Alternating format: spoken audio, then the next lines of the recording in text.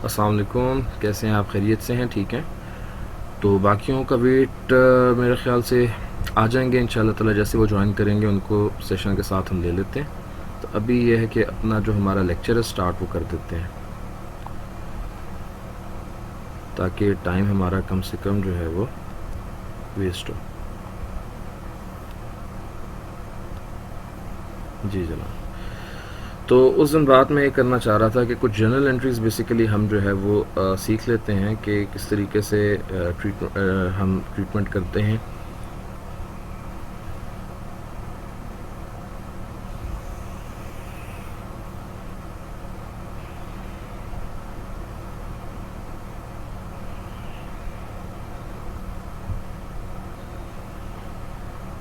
ठीक है, तो ये हमारे पास जो है वो यहाँ पर हम ये यूज़ कर लेते हैं। आप इसको सीरियल नंबर लिख लें, इसको आप पर्टिकुलर लिख लें, और इस कॉलम को आप डेबिट कॉलम लिख लें और इस कॉलम को आप क्रेडिट कॉलम लिख लें। ठीक है, तो मैं बेसिकली आपको जनरल एंट्रीज लास्ट लेक्चर में समझाने की कोशिश कर रहा था। ठीक है, देखें, जब भी नॉर्मल लॉस अकर होता है तो नॉर्मल लॉस की एक जनरल एंट्री आप लोग याद रखें कि हम ये एंट्री पास करते हैं। एक अकाउंट हम यूज़ करते हैं स्क्रैप अकाउंट का।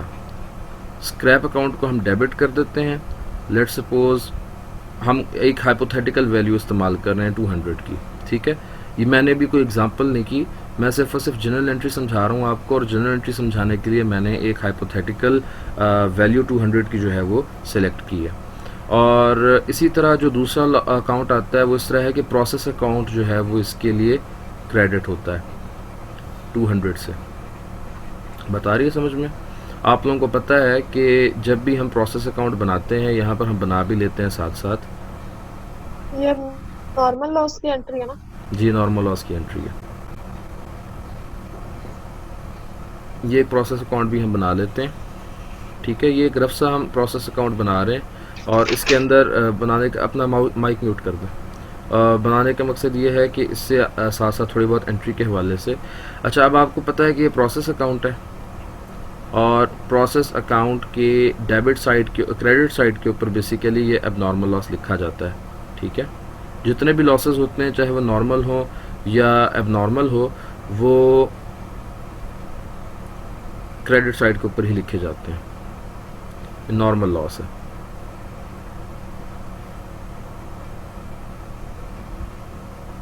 Normal loss 200। अच्छा, अब इसकी जो डेबिट एंट्री है वो कहाँ पर होनी चाहिए?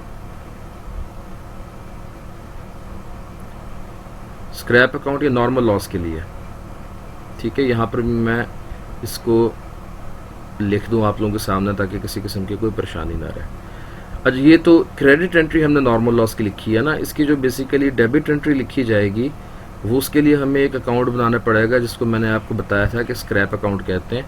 यहाँ पर एक मैंने छोटा सा अकाउंट बना लिया और इसको हम स्क्रैप अकाउंट का टाइटल देते हैं, स्क्रैप अकाउंट। ठीक है, और यहाँ पर हम लिख लेते हैं प्रोसेस अकाउंट, क्योंकि प्रोसेस की वजह से इसमें आ रही है मूवमेंट, और इधर 200 लिख लेते हैं। बात यहाँ तक समझ में आ गई? ये तो एंट्री थी किस चीज़ की? नॉर्मल लॉस की। अब बात करते हैं कि जब ये स्क्रैप जो है ये बिक जाता है, यानी कि जब इसकी पेमेंट हमें वसूल हो जाती है, तो उस वक्त जो एंट्री पास की जाती है वो ये की जाती है कि हमारा कैश अकाउंट जो है वो डेबिट हो जाता है, क्योंकि आपको पैसे मिल जाते हैं, और ये जो आपका स्क्रैप अकाउंट होता है इसको क्रेडिट कर दिया जाता है, ताकि इसमें से ये इन्वेंट्री हम निकाल दें। ठीक है, तो यहाँ पर इस पेज के ऊपर आप देखें, जब हमें कैश मिल जाएगा ना, तो हम कैश को 200 यहाँ पर लिख देंगे, और ये अकाउंट जो है यहाँ पर इसी वक्त क्लोज हो जाएगा। बात आ रही है समझ में? यानी कि 200 बैलेंस हो जाएगा, तो ये जो अकाउंट है ये हम यहीं पर क्लोज कर देंगे, स्क्रैप का अकाउंट। अब बात हम करते हैं कि एबनॉर्मल लॉस जो है, एबनॉर्मल लॉस की एंट्री किस तरह से की जाती है। तो एबनॉर्मल लॉस की एंट्रीज हम समझेंगे पहले, और उसको समझने के बाद फिर हम क्या करेंगे कि अपनी मूवमेंट्स अकाउंट के अंदर देखेंगे, और इंशाल्लाह ताला हमें अच्छे तरीके से बात समझ में आ जाएगी। एबनॉर्मल लॉस जब भी होता है तो एबनॉर्मल लॉस का सबसे पहली बात यह है कि एक सेपरेट अकाउंट बनाया जाता है, और लॉस चूंकि एक एक्सपेंस है, जैसे ही एक्सपेंस हमारा ज़ीरो से इंक्रीज़ करेगा तो उसको हम डेबिट एंट्री के तौर पे रिकॉर्ड करेंगे। तो हम एबनॉर्मल लॉस को डेबिट कर देते हैं, और यहाँ पर हमारी जो हाइपोथेटिकल वैल्यू हमने अज्यूम की है नॉर्मल लॉस के लिए वो हम समझते हैं कि 100 है। ठीक है, अब नॉर्मल लॉस अकाउंट को हमने डेबिट कर दिया और प्रोसेस अकाउंट जो है वो यहाँ पर भी क्रेडिट होगा। यानी कि नॉर्मल लॉस के केस में हमने स्क्रैप अकाउंट को डेबिट किया था, लेकिन यहाँ एबनॉर्मल लॉस के केस में हम एक अकाउंट बनाएंगे जिसको एबनॉर्मल लॉस अकाउंट कहते हैं, और बाकी दोनों सूरतों में जो है नॉर्मल के और एबनॉर्मल के जो क्रेडिट एंट्री पोस्ट की जाएगी वो प्रोसेस अकाउंट ही की पोस्ट की जाती है। यहाँ पर आप लोग देख लें, ये हमारा प्रोसेस अकाउंट है। नॉर्मल लॉस भी यहाँ लिखा जाता है, और मैंने आप लोगों को पिछले लेक्चर्स में बताया था कि एबनॉर्मल लॉस जो है वो भी यहाँ पर लिखा जाता है। ठीक है, हमने यहाँ पर लिख दिया। अब सवाल ये पैदा होता है, मैंने आप लोगों को एक ये बात बताई थी, चलें मैं यहाँ पर एक बना देता हूँ, अकाउंट भी बना देता हूँ एबनॉर्मल लॉस का।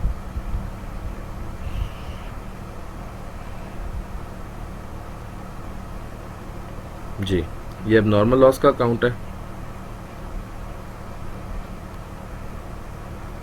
यहाँ पर मूवमेंट किसकी वजह से आई है? प्रोसेस की वजह से आई है, और कितने की मूवमेंट आई है? 100 की आई है।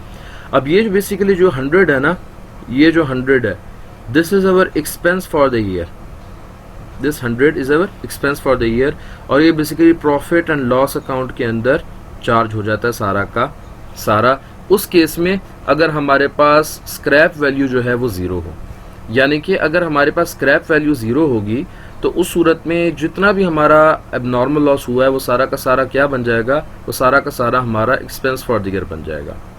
लेकिन अगर लेट सपोज हमारे पास स्क्रैप वैल्यू नहीं है लॉस की, यानी कि जितना भी लॉस हमारा हो रहा है, ये तो मैंने वो ट्रीटमेंट बता दिया कि जब स्क्रैप वैल्यू नहीं है, लेकिन लेट सपोज अगर हमारे पास लॉस की स्क्रैप वैल्यू है, यानी कि जो गुड्स हमारे पास लॉस के अंदर प्रोड्यूस हुए हैं हम उनको रद्दी के भाव बेच सकते हैं, तो उस सूरत में ऑब्वियसली क्या होगा कि हमें कुछ ना कुछ स्क्रैप इनकम जो है वो रिसीव होगी।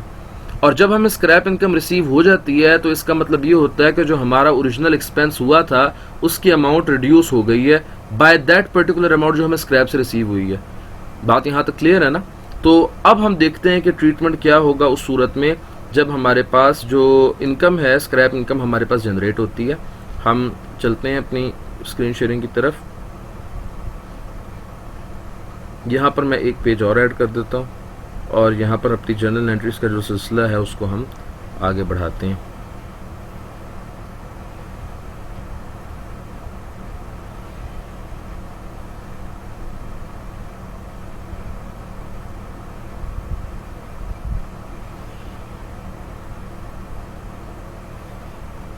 ठीक है, यहाँ पर हमने लिखा सीरियल नंबर, यहाँ पर हमने लिखा पर्टिकुलर्स, यहाँ पर हमने लिखा डेबिट, यहाँ पर हमने लिखा क्रेडिट। ये हमारी फोर्थ जनरल एंट्री है। होता इस तरह से है कि जो स्क्रैप अकाउंट हमने बनाया था ना, ये स्क्रैप अकाउंट हम लाजमी बनाते हैं। ठीक है, बेसिकली स्क्रैप अकाउंट बनाने का मकसद ये होता है कि हमने जो इन्वेंट्री थी हमारी, हम नॉर्मल लॉस के हवाले से बात करते हैं। अब नॉर्मल को फिलहाल 2 मिनट आपके लिए इसको ज़रा पॉज पे रखें। होता इस तरह है कि नॉर्मल लॉस जब हमारा अकर होता है वो तो होना ही होना होता है ना, तो नॉर्मल लॉस जब हम शो करते हैं अपने प्रोसेस अकाउंट में, और अगर स्क्रैप वैल्यू उसके साथ ना हो तो हम उसके साथ कोई वैल्यू नहीं लिखते। ये बात हमें अच्छे तरीके से पता है। और अगर स्क्रैप वैल्यू होती है तो हम स्क्रैप अकाउंट के अंदर जो प्रोसेस अकाउंट होता है उसमें नॉर्मल लॉस की वैल्यू बेसिकली उसके स्क्रैप अमाउंट के ऊपर शो कर रहे होते हैं, और वही वैल्यू हम स्क्रैप अकाउंट के अंदर ट्रांसफ़र कर देते हैं। ये बात भी आप लोगों को अच्छे तरीके से पता है। अब होता इस तरह है कि जब हम स्क्रैप वैल्यू जब भी एसोसिएटेड होती है ना लॉस के साथ, तो चाहे नॉर्मल लॉस हो या अब नॉर्मल लॉस हो, हम वो सारे गुड्स जो है वो बेचते हैं स्क्रैप में। आरी बात समझ में? वलीदा बात है कि scrap value of normal loss हम उसको कहते हैं, लेकिन अब नॉर्मल लॉस भी उसी वैल्यू के ऊपर हम बेच देते हैं। इस सूरत में क्या होता है कि जितनी अमाउंट होती है ना, देखें 100 का समझें आया था नॉर्मल लॉस, सॉरी हम लेट सपोज करते हैं कि हमारे पास जो स्क्रैप वैल्यू है वो है 0.9 पर kg। ठीक है, अब ये हमारे पास 100 रुपीज़ जो है टोटल वैल्यू है इसकी, तो हम इसको मल्टीप्लाई कर देते हैं 0.9 से, तो क्या आंसर आ जाएगा? 90 आ जाएगा। हम 90 रुपीज़ जो है, बल्कि एक काम करते हैं, यहाँ पर एक पूरे एग्जांपल लेके चलते हैं ताकि आप लोगों को बात जो है वो सही समझ में आ जाए। हमारा इनपुट हम कंसिडर करते हैं कि इनपुट था हमारे पास 1000 यूनिट्स। ठीक है, और इसका जो नॉर्मल लॉस था, नॉर्मल लॉस हम कंसिडर करते हैं 200 यूनिट्स, और जो इसकी एक्सपेक्टेड आउटपुट थी इस हवाले से वो बन जाएगी 800 यूनिट्स। ठीक है, और इसका जो वैल्यू आप इसको कह लें 3000 रुपीज़ कर लें, रुपीज़ इनपुट की, सारी इनपुट की वैल्यू 3000 रुपीज़ है। अच्छा, इसके अंदर जो एक्चुअल आउटपुट आई है जिसको मैं 8.o लिख रहा हूँ, उसकी वैल्यू हमारे पास है जनाब 700 यूनिट्स। तो इस हवाले से जो हमारे पास अब नॉर्मल लॉस की अमाउंट आई है जिसको मैंने A.L लिखा है वो 100 यूनिट्स बनती है। ठीक है, इसी तरह मैं ये साइड इन्फॉर्मेशन दे देता हूँ कि स्क्रैप वैल्यू जो है वो है रुपीज़ 0.9 पर केजी। ठीक है, तो अब हमारे पास हमने अपना जो प्रोसेस अकाउंट यहाँ पर बनाया है उसको हम थोड़ा सा मॉडिफाई कर देते हैं यहाँ पर, बल्कि इसको प्रॉपर बना लेते हैं क्योंकि अब हमारे पास डाटा आ गया। वैसे पहले मैं डाटा यूज़ नहीं कर रहा था, लेकिन चूंकि अब डाटा यूज़ करने का ख्याल आ गया है लिहाजा अब हम डाटा जो है वो पूरा लिख लेते हैं इसके अंदर। इसमें हमारी इनपुट जो है वो 1000 यूनिट्स थी और उसकी प्राइस जो है वो 3000 है। इसी तरह हम इसमें डायरेक्ट लेबर जो है वो 700 की ऐड कर देते हैं, और जो हमारे पास FOH इसके अंदर अब्जॉर्ब हुए हैं उसको हम 300 रुपीज़ के ऐड कर देते हैं। और यहाँ पर हमारे पास जो है वो नॉर्मल लॉस का कॉलम आ गया, या हमारे पास एबनॉर्मल लॉस का आ गया, और यहाँ पर हमारे पास जो है वो फिनिश गुड्स का आ गया या एक्चुअल आउटपुट का आ गया। ठीक है, तो अब ये नॉर्मल लॉस हमारे पास 200 यूनिट्स हैं और एक्चुअल जो एबनॉर्मल लॉस जो है वो हमारे पास 100 यूनिट्स हैं। इसका मतलब ये है कि जो हमारे पास गुड यूनिट्स हैं वो कितने हैं, 700 हैं। ठीक है, टोटल प्रोसेस कॉस्ट कितनी बनी, 3000 plus 700, 3700 plus 300, total process cost हमारे पास बन जाती है 4000। यहाँ पर भी हमारे पास 4000 आंसर आना चाहिए, और ये हमारे पास जो है 1000 के गुड्स 1000 यूनिट्स हैं, यहाँ पर भी 1000 यूनिट्स हैं। ठीक है, अब नॉर्मल लॉस के अगेंस्ट जो मैंने बेसिकली प्राइस लिखनी है, तो वो प्राइस कितनी लिखनी है, 200 मल्टीप्लाइड बाय 0.9, 200 मल्टीप्लाइड बाय 0.9। अब ये करके देख लेते हैं हम कितना आता है इसका आंसर। 200 मल्टीप्लाइड बाय 0.9, ये आंसर आता है 180 रुपीज़। ठीक है, इसके अगेंस्ट हमने लिख लिया 180। यहाँ पर जो हमने जर्नल एंट्री पास की थी उस जर्नल एंट्री को भी हम मॉडिफाई कर देते हैं।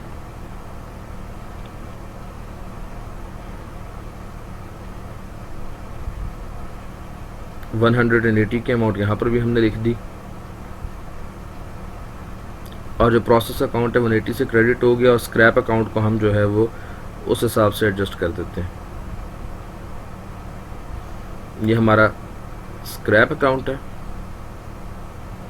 ये प्रोसेस अकाउंट मैं P.A से लिख रहा हूँ, और यहाँ पर 180 लिख रहा हूँ कि 180 की मूवमेंट यहाँ पर आई है, और यहाँ पर ये नॉर्मल लॉस है, इसको मैं N.L भी लिख दिया है ब्रैकेट के अंदर ताकि कन्फ्यूजन ना रहे। ठीक है, अच्छा, अब आप लोग मुझे कैलकुलेट करके बताएं कि बेसिकली कॉस्ट पर यूनिट जो है इस डाटा को इस्तेमाल करते हुए कॉस्ट पर यूनिट जिसको मैं CPU लिख रहा हूँ वो कितनी आई है।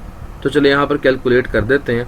ये सारी की सारी प्रोसेस कॉस्ट जो हमें यहाँ पर इस डाटा से मिली है ये 3700 प्लस 300 आ रही है 4000। ठीक है, ये हो जाएगा 4000 माइनस 0.9 मल्टीप्लाइड बाई 200 कितना होता है, अभी हमने कैलकुलेट किया 180, और इसको हमने डिवाइड कर देना है किससे, एक्सपेक्टेड यूनिट्स ऑफ आउटपुट, और एक्सपेक्टेड यूनिट कितने हैं हमारे पास 800 है। इसको हमने 800 से डिवाइड कर दिया, तो आंसर हमारे पास क्या आया,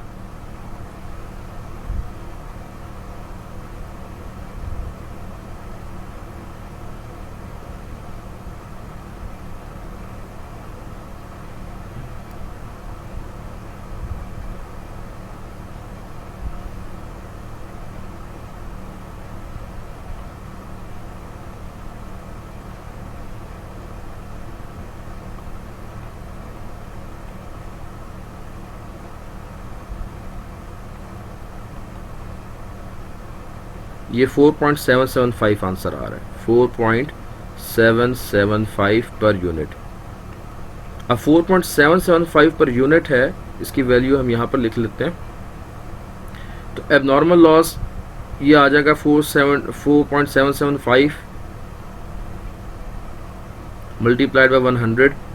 इसका जब हम आंसर करते हैं तो आ जाता है 4775.5।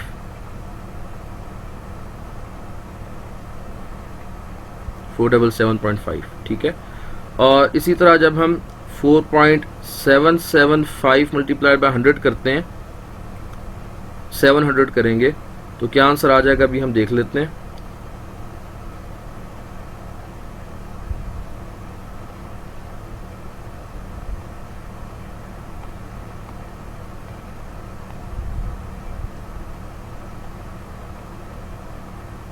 ये आ जाता है 3342.5, 3342.5। अब ये जो हमारा एबनॉर्मल लॉस है, यहाँ हम एबनॉर्मल लॉस का अकाउंट बना लेते हैं। एबनॉर्मल लॉस, इसकी जनरल एंट्री पे देख लेते हैं। 477.5 से हमने जो है उसको करना है 477.5।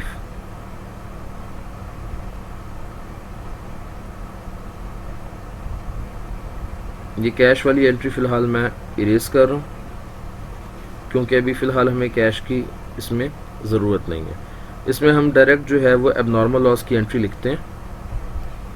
होता किस तरह है कि एबनॉर्मल लॉस अकाउंट डेबिट हो जाएगा,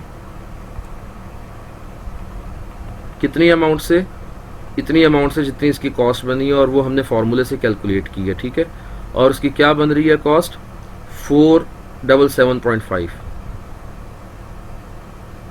इसको हमने यहाँ पर लिख लिया 477.5, और प्रोसेस अकाउंट को हमने क्रेडिट किया कितने से, 477.5 से। और यहाँ पर जो हमारा अकाउंट है उसके अंदर भी हम ये मूवमेंट लिख लेते हैं, ये प्रोसेस अकाउंट और 477.5। अच्छा, अब मैं ये बात कर रहा था कि एबनॉर्मल लॉस की भी हमने इसको सेल आउट करना है। तो हम क्या करेंगे, एक डबल एंट्री पास करेंगे, और वो डबल एंट्री क्या होगी, हमने एबनॉर्मल लॉस को उसकी स्क्रैप वैल्यू पर स्क्रैप अकाउंट में ट्रांसफ़र करना है। तो स्क्रैप अकाउंट को हम डेबिट कर देंगे किस अमाउंट से, देखें 100 यूनिट्स है ना एबनॉर्मल लॉस, तो 100 मल्टीप्लाइड बाय 0.9 कितना आता है, 90 रुपीज़। और एबनॉर्मल लॉस को हमने क्रेडिट कर देना है इस अमाउंट से। ये बात को समझ में आ रही है मैं क्या कर रहा हूँ, हम एबनॉर्मल लॉस को at its scrap value transfer कर रहे हैं स्क्रैप अकाउंट में।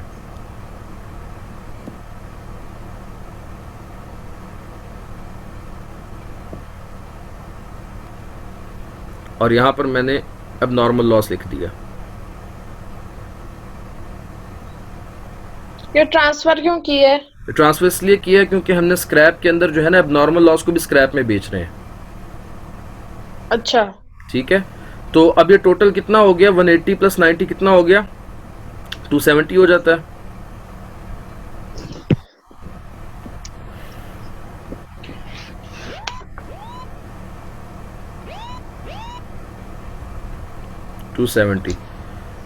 तो ये जो है हमारे पास हो जाता है 270, और इतने का हमें कैश मिल जाता है, ठीक है, ये 270। अब ये जो हमारे पास रिमाइंडर अमाउंट है ना 477.5 माइनस 90, ये कर लेते हैं, ये हम basically profit and loss account के अंदर ट्रांसफर करते हैं।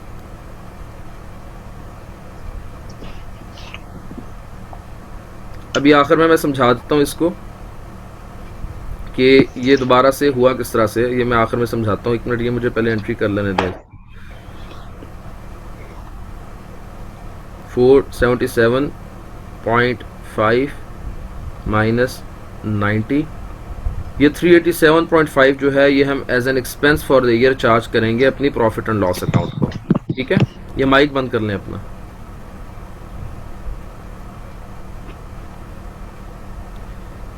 अब बात इस तरह से है, मैंने भी आप लोगों को आज एबनॉर्मल लॉस की सारी जो है ये कंप्लीट एंट्री समझा डाली है, ठीक है। बात यहाँ से शुरू हुई थी कि हम जनरल एंट्रीज पास करने से मैंने बात इसलिए समझाना शुरू की क्योंकि समझना आसान होता है। ये मैंने आपको बताया कि नॉर्मल लॉस की ये एंट्री पास की जाती है कि हम स्क्रैप अकाउंट को डेबिट करके प्रोसेस अकाउंट को क्रेडिट कर देते हैं, और ये बेसिकली उस अमाउंट से होता है जितनी स्क्रैप वैल्यू होती है।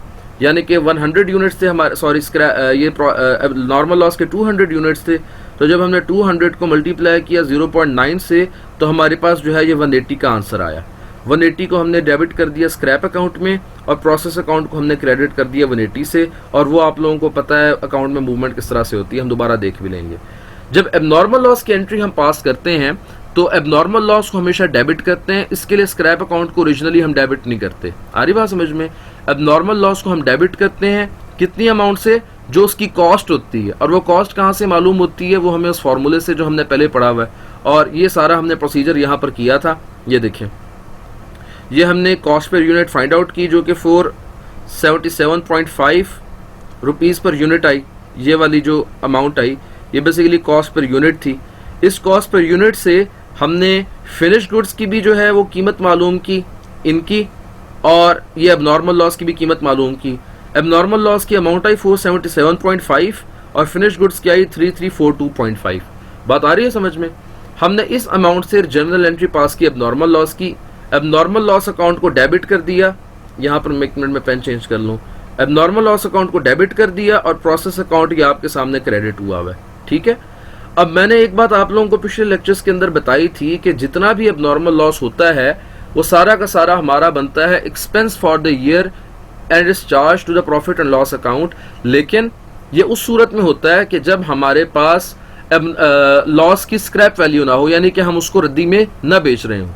लेकिन जब हम लॉस को स्क्रैप में बेचते हैं तो हमें उससे स्क्रैप इनकम जनरेट होती है, और ये जो स्क्रैप इनकम है बेसिकली वो उस कॉस्ट को रिड्यूस कर देती है उतनी अमाउंट से जितने का हमें फायदा हुआ है। यानी कि पहले हमारा लेट सपोज 1000 रुपये खर्चा हुआ था, अब 1000 रुपये खर्चा तो हो रहा है लेकिन 300 लेट सपोज वापस भी आ रहे हैं, तो टोटल जो नेट खर्चा है वो तो 700 हुआ ना। तो जब स्क्रैप वैल्यू हमारे पास शामिल होती है तो हम क्या करते हैं, जितना मतलब उस एबनॉर्मल जी बोलें। मतलब उस एबनॉर्मल लॉस को बेच के हमें 300, मतलब उसको स्क्रैप वैल्यू पे बेच के हमें 300 वापस मिल रहे हैं। हाँ, लेट सपोज 300 एग्जैक्टली नहीं मिल रहे हैं, मैं वैसे एग्जांपल के तौर पे बता रहा हूँ कि जब किसी खर्चे से एसोसिएटेड कोई इनकम आपको हो जाए तो वो खर्चा तो कम हो जाता है ना। मतलब अगर आपका 1000 रुपये का खर्चा हुआ था लेकिन किसी तरीके से आपको उसमें से 300 वापस मिल गया, तो नेट एक्सपेंस तो आपका 700 का बना ना, एक्सपेंस कम हो गया। हाँ, तो इस वजह से हम क्या करते हैं कि जितने भी यूनिट्स थे ना अब नॉर्मल लॉस के, हमने बेचना तो सबको है, हमारे पास अब नॉर्मल लॉस के 100 यूनिट्स थे और स्क्रैप वैल्यू कितनी है 0.9 kg। तो इस हिसाब से जो एबनॉर्मल लॉस की स्क्रैप वैल्यू बनती है वो बनती है 90 रुपीज। बात आ रही समझ में?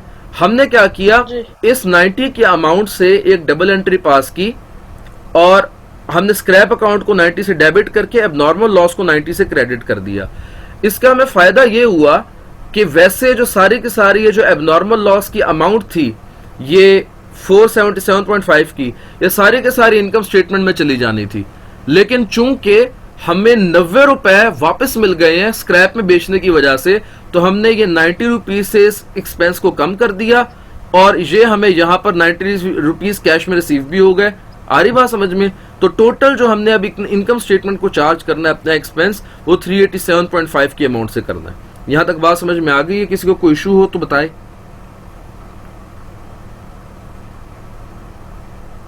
आज के इस पूरे लेक्चर में किसी को कोई इशू हो? ये आखिरी वाली बात फिर से बता दें। मैंने आपको ये बात बताई है कि देखें, जब भी किसी एक्सपेंस से रिलेटेड हमें कोई इनकम मिल जाती है तो वो एक्सपेंस रिड्यूस हो जाता है। जैसे मिसाल के तौर पर मैंने कोई भी काम किया, उस काम के ऊपर मेरा एक्सपेंस आया 100 रुपीज। अब कोई ऐसी वजह बनी कि उस 100 रुपीज में से मुझे किसी भी तरीके से 30 रुपए वापस मिल गया लेट सपोज, तो अब मैंने एक्सपेंस तो 100 रुपीज का किया था, लेकिन चूंकि मुझे 30 रुपीज किसी तरीके से वापस मिल गए हैं तो मेरा जो नेट एक्सपेंस है वो 100 माइनस 30 यानी कि 70 रुपीज हुआ ना जी। अब वैसे जो एबनॉर्मल लॉस था वो मेरा सारा का सारा एक्सपेंस था, लेकिन क्योंकि मेरा सारा एक्सपेंस था 477.5 रुपीज का, ये जो मैंने आपके सामने हाईलाइट कर दिया यहां पर, ये जो 477.5 का मेरा सारा का सारा एक्सपेंस होना था, इसमें से मुझे 90 रुपीज वापस मिल गए। वो किस तरीके से? वो इस तरीके से क्योंकि मैंने क्या किया था, मैंने इन गुड्स को रद्दी में बेच दिया था। जब मैंने इनको रद्दी में बेचा तो रद्दी वाले ने मुझे 90 रुपीज दिए।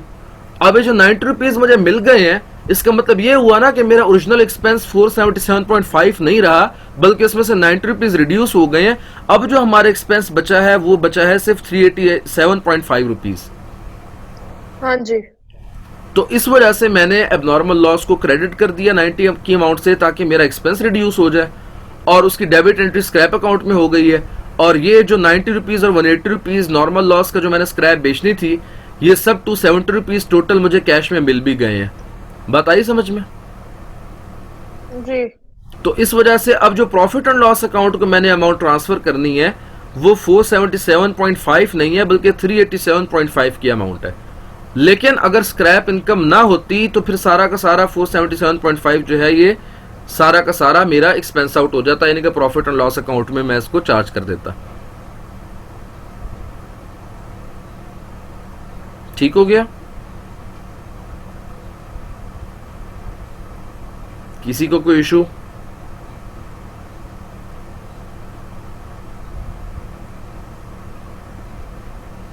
किसी को कोई मसला नहीं है? नहीं। चलें ठीक है। अब यह है कि हमारे पास एक एबनॉर्मल गेन का टॉपिक रहता है, छोटा सा टॉपिक है। इंशाल्लाह ताला अगले लेक्चर के अंदर शुरू के 10-15 मिनट उसके ऊपर लगा देंगे, और उसके बाद इंशाल्लाह ताला बात करेंगे जब वर्क इन प्रोसेस हमारे पास बच जाता है, यानी कि प्रोसेस हमारा जो है वो कंप्लीट हो गया है, लेकिन उसमें से जो हमारे फिनिश गुड्स हैं, कुछ गुड्स जो है वो कंप्लीट बन गए हैं, लेकिन कुछ अभी at the end of the year, या जब भी हम बेसिकली इस प्रोसेस को डिटरमिन करना चाह रहे हैं, कुछ गुड्स अभी अपने बनना जो है वो बाकी हैं। ठीक है, ऐसे गुड्स को वर्क इन प्रोसेस कहते हैं। हम उसकी किस तरह से जो है अकाउंटिंग करते हैं वो थोड़ी सी टेक्निकल है। उसके अंदर हमने क्वांटिटी शेड्यूल बनाना पड़ता है, उसके अंदर हमें एक फार्मूला जो है वो इस्तेमाल करना पड़ता है। एक चीज़ होती है इक्विवेलेंट यूनिट्स, वो हमें कैलकुलेट करने पड़ते हैं। इंशाल्लाह ताला हमारा जो अगला लेक्चर होगा वो थोड़ा कॉम्प्रिहेंसिव होगा। ठीक है, आप लोग तैयारी से आएँ। तो इंशाल्लाह ताला अब बाकायदा तौर पर हम एक प्रोसेस से दूसरे प्रोसेस में किस तरह जाना है उसको भी देखेंगे, और अगर एक प्रोसेस जो है उसके अंदर गुड्स इनकम्प्लीट बने हैं, उनकी अकाउंटिंग किस तरह से करनी है वो भी देखेंगे। अभी तक जो चीज़ें चल रही थी ये बड़ी सिंपल थी, लेकिन अब इंशाल्लाह ताला जो चीज़ें हैं वो थोड़ी सी टेक्निकल हो जाएंगी, लेकिन आसान है। ठीक है, तो यहाँ पर अपना लेक्चर जो है वो हम आज कंक्लूड करते हैं। तो इंशाल्लाह ताला अगले लेक्चर के अंदर फिर मुलाकात होगी। अल्लाह हाफिज़।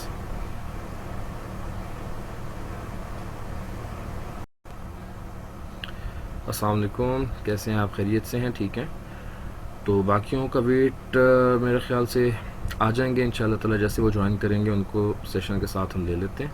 तो अभी ये है कि अपना जो हमारा लेक्चर है स्टार्ट वो कर देते हैं, ताकि टाइम हमारा कम से कम जो है वो वेस्ट हो। जी जनाब। तो उस दिन बात मैं ये करना चाह रहा था कि कुछ जनरल एंट्रीज़ बेसिकली हम जो है वो सीख लेते हैं कि किस तरीके से हम ट्रीटमेंट करते हैं।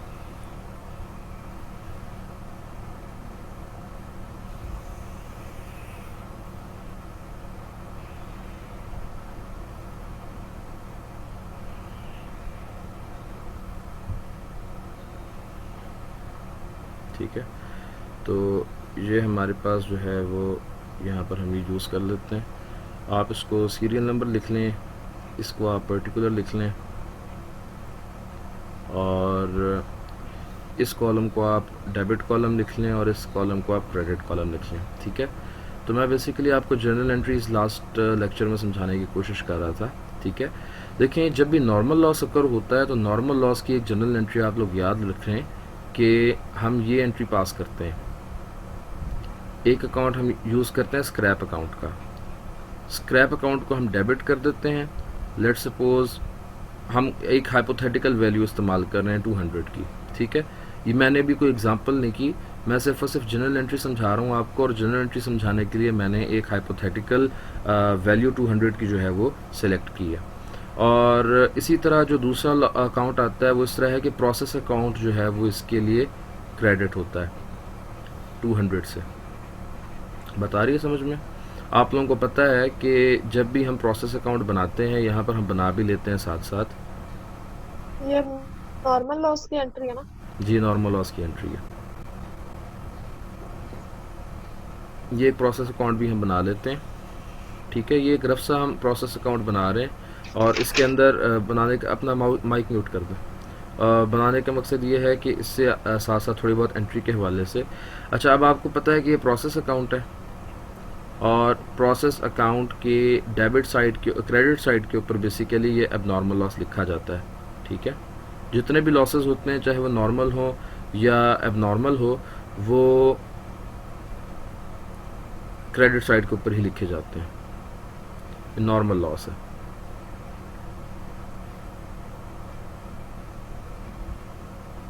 Normal loss 200। अच्छा, अब इसकी जो डेबिट एंट्री है वो कहां पर होनी चाहिए? स्क्रैप अकाउंट या नॉर्मल लॉस के लिए। ठीक है, यहाँ पर मैं इसको लिख दूं आप लोगों के सामने ताकि किसी किस्म की कोई परेशानी ना रहे। अच्छा, ये तो क्रेडिट एंट्री हमने नॉर्मल लॉस की लिखी है ना। इसकी जो बेसिकली डेबिट एंट्री लिखी जाएगी वो उसके लिए हमें एक अकाउंट बनाना पड़ेगा जिसको मैंने आपको बताया था कि स्क्रैप अकाउंट कहते हैं। यहाँ पर एक मैंने छोटा सा अकाउंट बना लिया और इसको हम स्क्रैप अकाउंट का टाइटल देते हैं, स्क्रैप अकाउंट। ठीक है, और यहाँ पर हम लिख लेते हैं प्रोसेस अकाउंट, क्योंकि प्रोसेस की वजह से इसमें आ रही है मूवमेंट, और इधर 200 लिख लेते हैं। बात यहाँ तक समझ में आ गई? ये तो एंट्री थी किस चीज़ की? नॉर्मल लॉस की। अब बात करते हैं कि जब ये स्क्रैप जो है ये बिक जाता है, यानी कि जब इसकी पेमेंट हमें वसूल हो जाती है, तो उस वक्त जो एंट्री पास की जाती है वो ये की जाती है कि हमारा कैश अकाउंट जो है वो डेबिट हो जाता है, क्योंकि आपको पैसे मिल जाते हैं, और ये जो आपका स्क्रैप अकाउंट होता है इसको क्रेडिट कर दिया जाता है ताकि इसमें से ये इन्वेंट्री हम निकाल दें। ठीक है, तो यहाँ पर इस पेज के ऊपर आप देखें, जब हमें कैश मिल जाएगा ना तो हम कैश को 200 यहाँ पर लिख देंगे और ये अकाउंट जो है यहाँ पर इसी वक्त क्लोज हो जाएगा। बात आ रही है समझ में? यानी कि 200 बैलेंस हो जाएगा, तो ये जो अकाउंट है ये हम यहीं पर क्लोज कर देंगे, स्क्रैप का अकाउंट। अब बात हम करते हैं कि एबनॉर्मल लॉस जो है, एबनॉर्मल लॉस की एंट्री किस तरह से की जाती है। तो एबनॉर्मल लॉस की एंट्रीज हम समझेंगे पहले, और उसको समझने के बाद फिर हम क्या करेंगे कि अपनी मूवमेंट्स अकाउंट के अंदर देखेंगे और इंशाल्लाह ताला हमें अच्छे तरीके से बात समझ में आ जाएगी। एबनॉर्मल लॉस जब भी होता है तो एबनॉर्मल लॉस का सबसे पहली बात यह है कि एक सेपरेट अकाउंट बनाया जाता है, और लॉस चूंकि एक एक्सपेंस है, जैसे ही एक्सपेंस हमारा जीरो से इंक्रीज करेगा तो उसको हम डेबिट एंट्री के तौर पे रिकॉर्ड करेंगे। तो हम एबनॉर्मल लॉस को डेबिट कर देते हैं,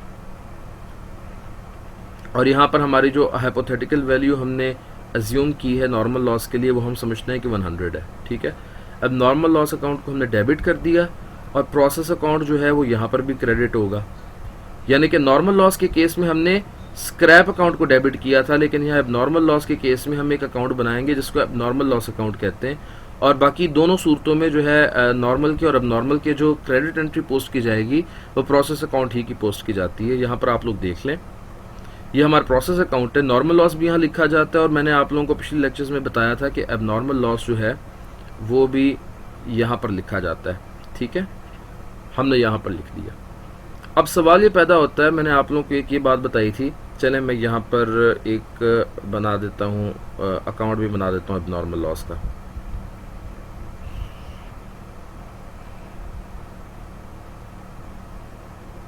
जी, ये एबनॉर्मल लॉस का अकाउंट है।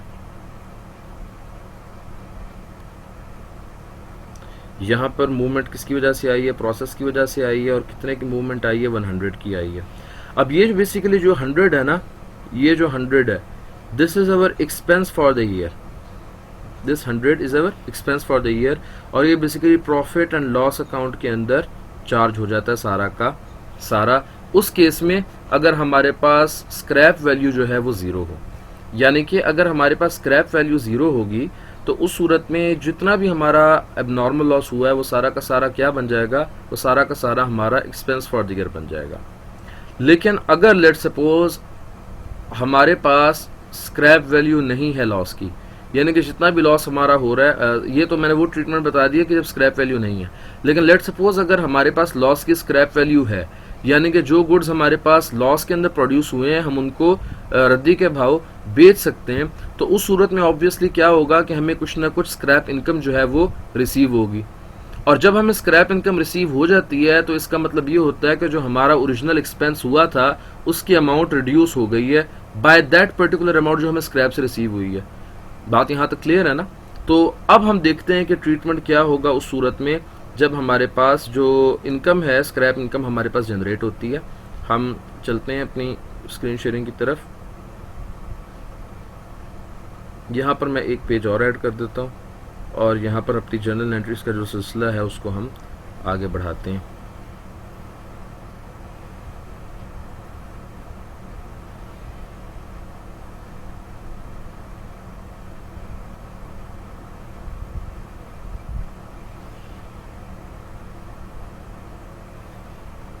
ठीक है, यहाँ पर हमने लिखा सीरियल नंबर, यहाँ पर हमने लिखा पर्टिकुलर्स, यहाँ पर हमने लिखा डेबिट, यहाँ पर हमने लिखा क्रेडिट।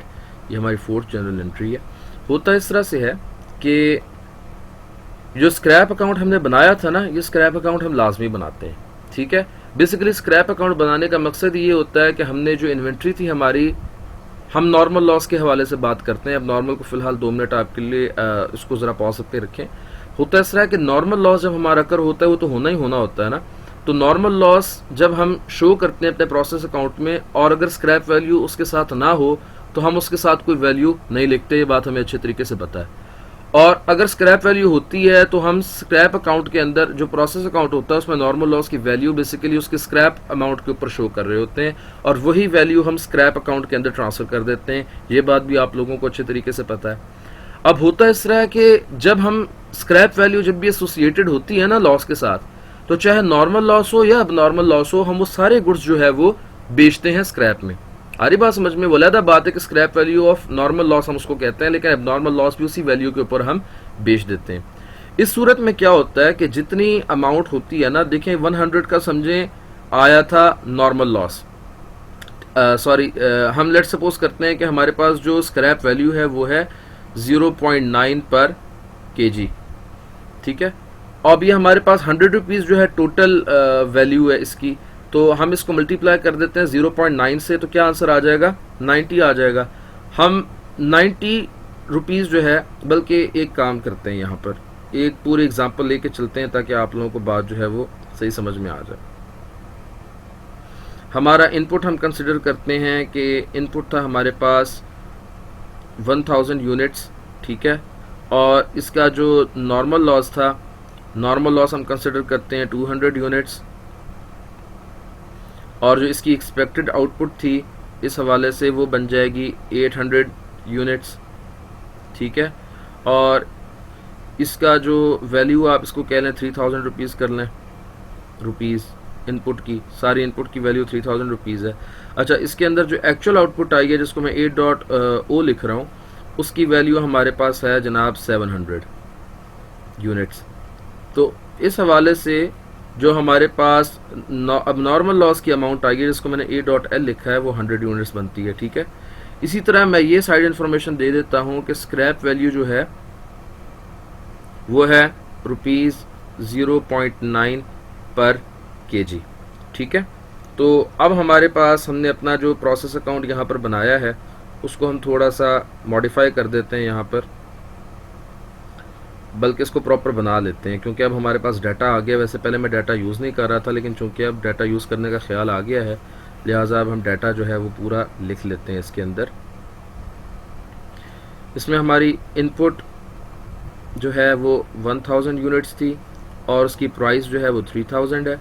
इसी तरह हम इसमें डायरेक्ट लेबर जो है वो 700 की ऐड कर देते हैं और जो हमारे पास FOH इसके अंदर अब्जॉर्ब हुए हैं उसको हम 300 रुपीज़ के ऐड कर देते हैं।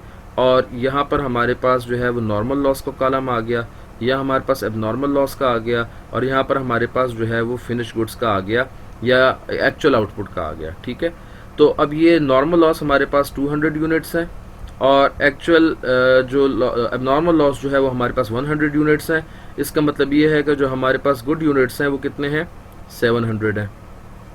ठीक है, टोटल प्रोसेस कॉस्ट कितनी बनी? 3000 plus 700, 3700 plus 300, total process cost हमारे पास बन जाती है 4000। यहाँ पर भी हमारे पास 4000 आंसर आना चाहिए। और ये हमारे पास जो है 1000 के गुड्स 1000 यूनिट्स हैं, यहाँ पर भी 1000 यूनिट्स हैं, ठीक है। अब नॉर्मल लॉस के अगेंस्ट जो मैंने बेसिकली प्राइस लिखनी है, तो वो प्राइस कितनी लिखनी है, 200 मल्टीप्लाइड बाय 0.9, 200 मल्टीप्लाइड बाय 0.9। अब ये करके देख लेते हैं हम कितना आता है इसका आंसर। 200 मल्टीप्लाइड बाय 0.9, यह आंसर आता है 180 रुपीज़, ठीक है। इसके अगेंस्ट हमने लिख लिया 180। यहाँ पर जो हमने जर्नल एंट्री पास की थी उस जर्नल एंट्री को भी हम मॉडिफाई कर देते हैं।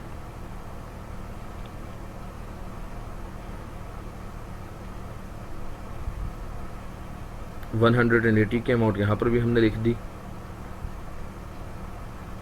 और जो प्रोसेस अकाउंट है 180 से क्रेडिट हो गया, और स्क्रैप अकाउंट को हम जो है वो उस हिसाब से एडजस्ट कर देते हैं। ये हमारा स्क्रैप अकाउंट है, ये प्रोसेस अकाउंट मैं P.A से लिख रहा हूँ, और यहाँ पर 180 लिख रहा हूँ कि 180 की मूवमेंट यहाँ पर आई है। और यहाँ पर ये नॉर्मल लॉस है, इसको मैं N.L भी लिख दिया है ब्रैकेट के अंदर ताकि कन्फ्यूजन ना रहे, ठीक है। अच्छा, अब आप लोग मुझे कैलकुलेट करके बताएं कि बेसिकली कॉस्ट पर यूनिट जो है इस डाटा को इस्तेमाल करते हुए कॉस्ट पर यूनिट जिसको मैं CPU लिख रहा हूँ वो कितनी आई है। तो चलिए यहाँ पर कैलकुलेट कर देते हैं। ये सारी की सारी प्रोसेस कॉस्ट जो हमें यहाँ पर इस डाटा से मिली है, ये 3700 प्लस 300 आ रही है 4000, ठीक है।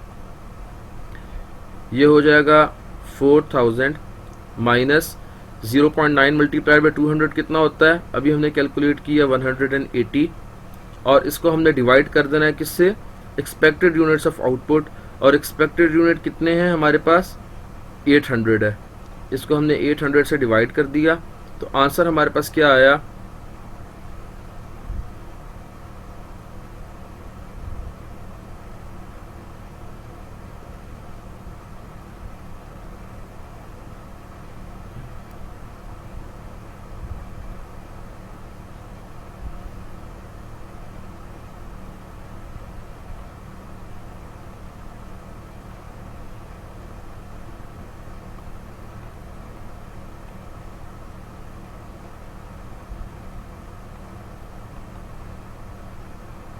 ये 4.775 आंसर आ रहा है, 4.775 पर यूनिट। अब 4.775 पर यूनिट है, इसकी वैल्यू हम यहाँ पर लिख लेते हैं। तो एबनॉर्मल लॉस ये आ जाएगा 4.775 मल्टीप्लाइड बाय 100। इसका जब हम आंसर करते हैं तो आ जाता है 4775.5।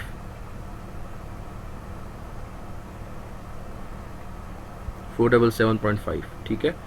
और इसी तरह जब हम 4.775 मल्टीप्लाइड बाय 100 करते हैं, 700 करेंगे तो क्या आंसर आ जाएगा, अभी हम देख लेते हैं।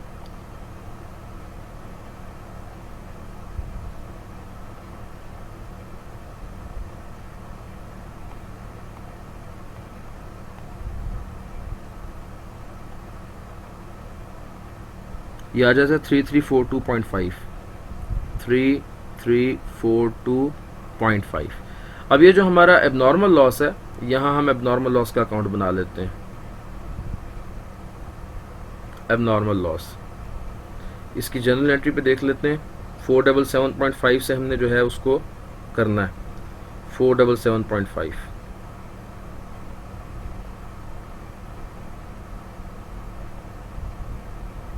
ये कैश वाली एंट्री फ़िलहाल मैं इरेज कर रहा हूँ, क्योंकि अभी फ़िलहाल हमें कैश की इसमें ज़रूरत नहीं है। इसमें हम डायरेक्ट जो है वो एबनॉर्मल लॉस की एंट्री लिखते हैं। होता किस तरह है कि एबनॉर्मल लॉस अकाउंट डेबिट हो जाएगा, कितनी अमाउंट से, इतनी अमाउंट से जितनी इसकी कॉस्ट बनी है, और वो हमने फार्मूले से कैलकुलेट की है, ठीक है। और उसकी क्या बन रही है कॉस्ट, 477.5। इसको हमने यहाँ पर लिख लिया 477.5, और प्रोसेस अकाउंट को हमने क्रेडिट किया कितने से, 477.5 से। और यहाँ पर जो हमारा अकाउंट है उसके अंदर भी हम ये मूवमेंट लिख लेते हैं, ये प्रोसेस अकाउंट और 477.5। अच्छा, अब मैं ये बात कर रहा था कि अब नॉर्मल लॉस की भी हमने इसको सेल आउट करना है, तो हम क्या करेंगे, एक डबल एंट्री पास करेंगे। और वो डबल एंट्री क्या होगी, हमने अब नॉर्मल लॉस को उसकी स्क्रैप वैल्यू पर स्क्रैप अकाउंट में ट्रांसफ़र करना है। तो स्क्रैप अकाउंट को हम डेबिट कर देंगे किस अमाउंट से, देखें 100 यूनिट्स है ना अब नॉर्मल लॉस, तो 100 मल्टीप्लाइड बाय 0.9 कितना आता है, 90 रुपीज़। और अब नॉर्मल लॉस को हमने क्रेडिट कर देना है इस अमाउंट से। ये बात को समझ में आ रही है मैं क्या कर रहा हूँ, हम अब नॉर्मल लॉस को at its scrap value transfer कर रहे हैं स्क्रैप अकाउंट में।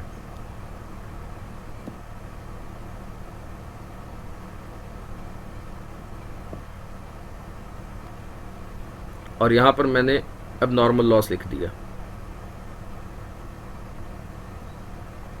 ये ट्रांसफर क्यों की है? ट्रांसफर इसलिए किया क्योंकि हमने स्क्रैप के अंदर जो है ना अब नॉर्मल लॉस को भी स्क्रैप में बेच रहे हैं। अच्छा, ठीक है, तो अब ये टोटल कितना हो गया, 180 प्लस 90 कितना हो गया, 270 हो जाता है।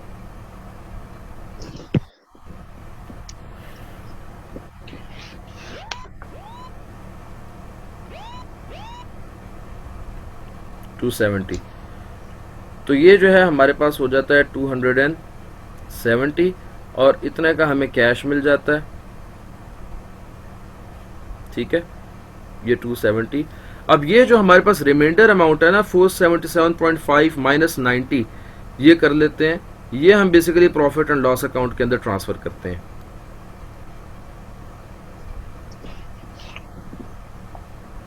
अभी आखिर में मैं समझा देता हूँ इसको कि ये दोबारा से हुआ किस तरह से, ये मैं आखिर में समझाता हूँ। एक मिनट, ये मुझे पहले एंट्री कर लेने दें। 477.5 माइनस 90, ये 387.5 जो है ये हम as an expense for the year charge करेंगे अपनी प्रॉफिट एंड लॉस अकाउंट को। ठीक है, ये माइक बंद कर लें अपना।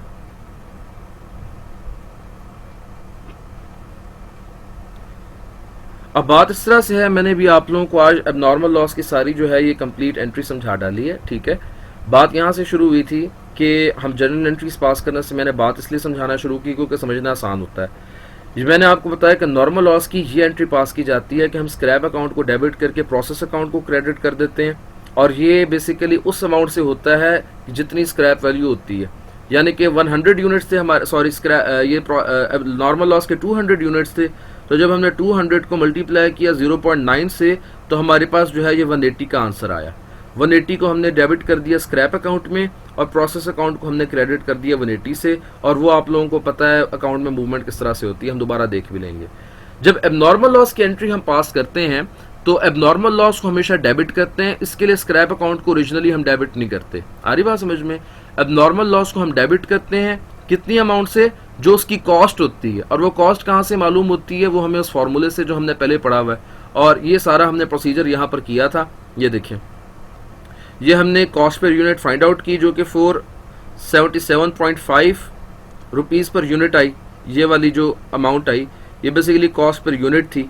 इस कॉस्ट पर यूनिट से हमने फिनिश गुड्स की भी जो है वो कीमत मालूम की इनकी, और ये एबनॉर्मल लॉस की भी कीमत मालूम की। एबनॉर्मल लॉस की अमाउंट आई 477.5 और फिनिश गुड्स की आई 3342.5। बात आ रही है समझ में? हमने इस अमाउंट से जनरल एंट्री पास की एबनॉर्मल लॉस की, एबनॉर्मल लॉस अकाउंट को डेबिट कर दिया। यहाँ पर मैं एक मिनट में पेन चेंज कर लूँ। एबनॉर्मल लॉस अकाउंट को डेबिट कर दिया और प्रोसेस अकाउंट ये आपके सामने क्रेडिट हुआ है। ठीक है, अब मैंने एक बात आप लोगों को पिछले लेक्चर्स के अंदर बताई थी कि जितना भी एबनॉर्मल लॉस होता है वो सारा का सारा हमारा बनता है expense for the year and is charge to the profit and loss account. लेकिन ये उस सूरत में होता है कि जब हमारे पास लॉस की स्क्रैप वैल्यू ना हो, यानी कि हम उसको रद्दी में न बेच रहे हों। लेकिन जब हम लॉस को स्क्रैप में बेचते हैं तो हमें उससे स्क्रैप इनकम जनरेट होती है, और ये जो स्क्रैप इनकम है बेसिकली वो उस कॉस्ट को रिड्यूस कर देती है उतनी अमाउंट से जितने का हमें फ़ायदा हुआ है। यानी कि पहले हमारा लेट सपोज 1000 रुपये खर्चा हुआ था, अब 1000 रुपया खर्चा तो हो रहा है, लेकिन 300 लेट सपोज वापस भी आ रहे हैं, तो टोटल जो नेट खर्चा है वो तो 700 हुआ ना। तो जब स्क्रैप वैल्यू हमारे पास शामिल होती है तो हम क्या करते हैं, जितना मतलब उस एबनॉर्मल जी बोलें। मतलब उस एबनॉर्मल लॉस को बेच के हमें 300, मतलब उसको स्क्रैप वैल्यू पे बेच के हमें 300 वापस मिल रहे हैं। हाँ, लेट सपोज 300 एग्जैक्टली नहीं मिल रहा है, मैं वैसे एग्जांपल के तौर पे बता रहा हूँ कि जब किसी खर्चे से एसोसिएटेड कोई इनकम आपको हो जाए तो वो खर्चा तो कम हो जाता है ना। मतलब अगर आपका 1000 रुपए का खर्चा हुआ था, लेकिन किसी तरीके से आपको उसमें से 300 वापस मिल गया, तो नेट एक्सपेंस तो आपका 700 का बना ना। एक्सपेंस कम हो गया। हाँ, तो इस वजह से हम क्या जी करते हैं कि जितने भी यूनिट्स है ना अब नॉर्मल लॉस के, हमने बेचना तो सबको है, हमारे पास अब नॉर्मल लॉस के 100 यूनिट्स थे और स्क्रैप वैल्यू जी कितनी है 0.9 kg। तो इस हिसाब से जो एबनॉर्मल लॉस की स्क्रैप वैल्यू बनती है वो बनती है 90 रुपीज। बात आ रही समझ में। हमने क्या किया, जी इस 90 के अमाउंट से एक डबल एंट्री पास की और हमने स्क्रैप अकाउंट को 90 से डेबिट करके एबनॉर्मल लॉस को 90 से क्रेडिट कर दिया। इसका हमें फायदा ये हुआ कि वैसे जो सारी की सारी ये जो एबनॉर्मल लॉस की अमाउंट थी, ये 477.5 की, ये सारी के सारी इनकम स्टेटमेंट में चली जानी थी, लेकिन चूंकि हमें 90 रुपए वापस मिल गए हैं स्क्रैप में बेचने की वजह से, तो हमने ये 90 रुपीज से इस एक्सपेंस को कम कर दिया और ये हमें यहां पर 90 रुपीज कैश में रिसीव भी हो गए। आ रही बात समझ में। तो टोटल जो हमने अभी इनकम स्टेटमेंट को चार्ज करना है अपना एक्सपेंस, वो 387.5 की अमाउंट से करना है। यहां तक बात समझ में आ गई है? किसी को कोई इशू हो तो बताए।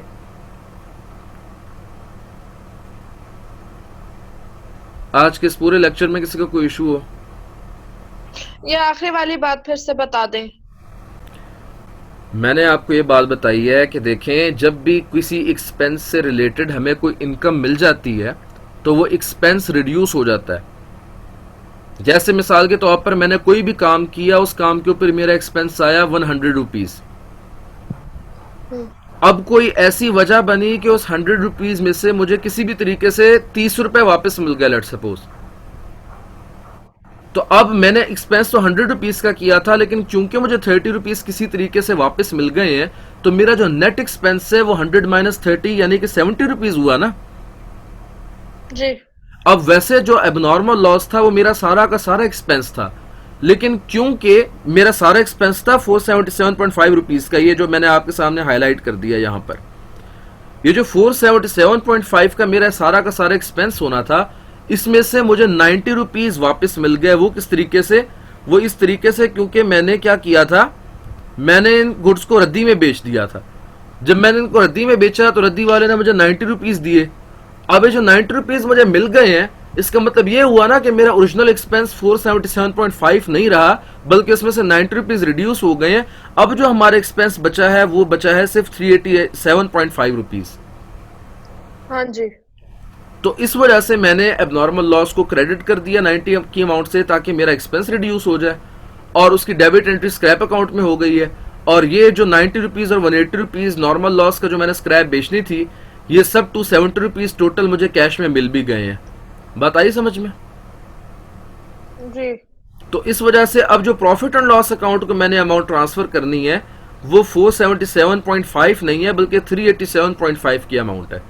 लेकिन अगर स्क्रैप इनकम ना होती तो फिर सारा का सारा 477.5 जो है, ये सारा का सारा मेरा एक्सपेंस आउट हो जाता, यानी कि प्रॉफिट एंड लॉस अकाउंट में मैं इसको चार्ज कर देता। ठीक हो गया? किसी को कोई इशू?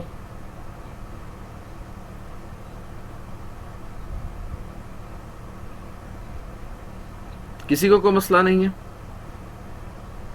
नहीं चलें ठीक है। अब यह है कि हमारे पास एक एबनॉर्मल गेन का टॉपिक रहता है, छोटा सा टॉपिक है। इंशाल्लाह ताला अगले लेक्चर के अंदर शुरू के 10-15 मिनट उसके ऊपर लगा देंगे, और उसके बाद इंशाल्लाह ताला बात करेंगे जब वर्क इन प्रोसेस हमारे पास बच जाता है, यानी कि प्रोसेस हमारा जो है वो कंप्लीट हो गया है, लेकिन उसमें से जो हमारे फिनिश गुड्स हैं, कुछ गुड्स जो है वो कंप्लीट बन गए हैं, लेकिन कुछ अभी at the end of the year, या जब भी हम बेसिकली इस प्रोसेस को डिटरमिन करना चाह रहे हैं, कुछ गुड्स अभी अपने बनना जो है वो बाकी हैं। ठीक है, ऐसे गुड्स को वर्क इन प्रोसेस कहते हैं।